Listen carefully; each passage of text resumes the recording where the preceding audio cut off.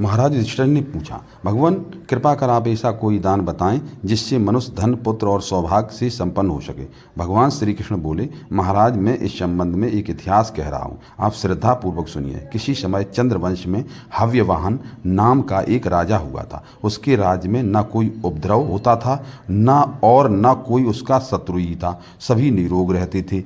वह बड़ा प्रतापी, स्वस्थ, बली और शत्रुओं पर विजय प्राप्त करने वाला था। परंतु पूर्वजन्म के अशुभ कर्म के प्रभाव से उसके पास कोई ऐसा मंत्री नहीं था जो राज्य को सुचारू रूप से चला सके तथा उसे कोई पुत्र, मित्र या सहायक बंधु बांधव भी न था। उसे कभी समय से भोजन आदि भी नहीं मिल पाता था। इस कारण वह राजा सदा चिंतित रहता था। एक बार उसके यहाँ पिपलाद मुनि पधारे।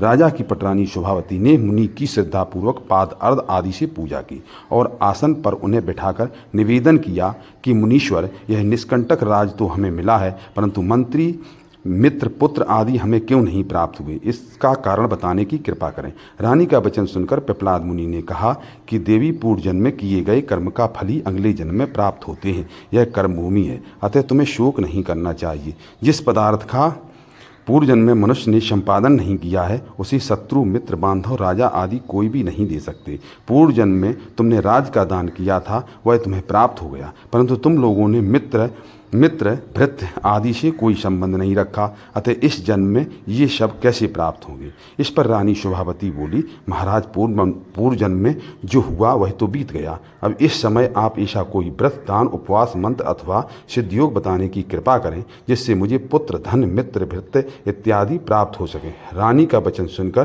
पिपलादी मुनि बोले, भद्रे, एक आपाक नाम का महादान है जो सभी संपत्तियों का प्रदायक है। श्रद्धापूर्वक कोई भी आपाक का दान करता है तो उसे महान लाभ होता है। इसलिए तुम श्रद्धा से आपाक दान करो। मुनि के कथानुसार रानी शोभावती ने आपाक दान किया। फलता उसे पुत्र, मित्र, धन और नित्य प्राप्त हो गए।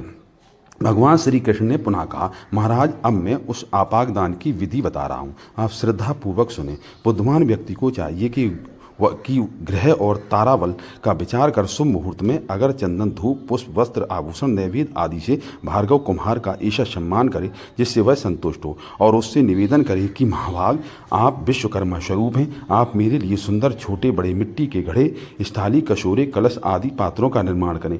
भार्गव भी उन पात्रों को बनाए। तदंतर विधि पूर्वक एक आवा भट्टी लगाए। अनंतर उन 1000 मिट्टी के पात्रों को आवे में स्थापित कर सायंकाल के समय उसमें अग्नि प्रज्वलित करे और रात्रि को जागरण कर वाद्य, गीत, नृत्य आदि की व्यवस्था कर उत्सव मनाए। सुप्रभात होते ही यजमान आवे की अग्नि को शांत कर पात्रों को बाहर निकाल ले। अनंतर स्नान कर श्वेत वस्त्र पहनकर उनमें से 16 पात्रों को सामने स्थापित करे। रक्त वस्त्र से उन्हें आच्छादित कर पुष्पमालाओं से उसका अर्चन करे और ब्राह्मणों द्वारा स्वस्ति वाचन आदि कराकर भार्गव का भी पूजन करे। ये पात्र माणिक्य, सोने, चांदी अथवा मिट्टी तक के हो सकते हैं। सौभाग्यवती स्त्रियों की पूजा कर भाणों की प्रदक्षिणा करनी चाहिए और इन मंत्रों को पढ़ते हुए उन पात्रों का दान करना चाहिए।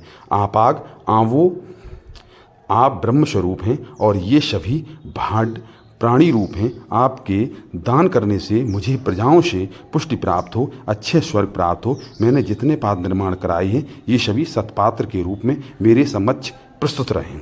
जिसकी इच्छा जिस पात्र को लेने की हो उसे वह स्वयं ही ले, रोके नहीं। इस विधि से जो पुरुष अथवा स्त्री इस आपाक दान को करते हैं उससे 3 जन्म तक विश्वकर्मा संतुष्ट रहते हैं और पुत्र, मित्र, भृत्य, घर आदि सभी पदार्थ मिल जाते हैं। जो स्त्री इस दान को भक्तिपूर्वक करती है वह सौभाग्यशाली पति के साथ पुत्र, पौत्र आदि सभी पदार्थों को प्राप्त कर लेती है और अंत में अपने पति सहित स्वर्ग को जाती है।